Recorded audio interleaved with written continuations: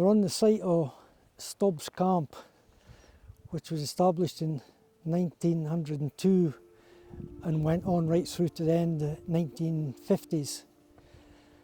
During its history, it served as a prisoner of war camp during the First World War. The hut that you see here is the last standing hut, an example of the huts that the men would have been detained in. There was 100 of these huts on this site here. The huts were partitioned in the middle with room for 30 on either side of the hut, so that would give a capacity in the camp for 6,000 prisoners of war, although I believe it never really got over the 5,000. When they established the POW camp here, obviously because the density and population in such a small area, they had to start considering the sanitation requirements of the hut, and the prisoners were put to work and built their own sewage works. They established a reservoir for a properly plumbed water system. There was a small swimming pool on the site, and also they had a camp hospital which was made up of 6 huts.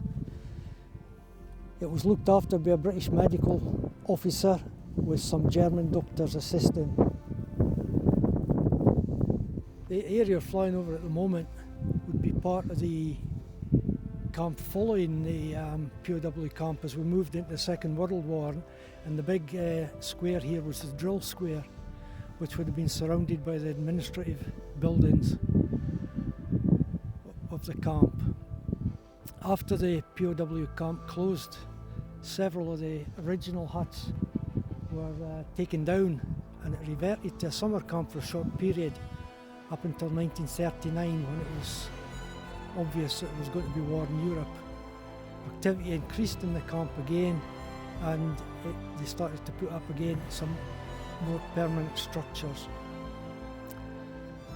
Although there's not much left in the camp, as nature starts to slowly reclaim it, you can still make out the sites and the foundations of several huts.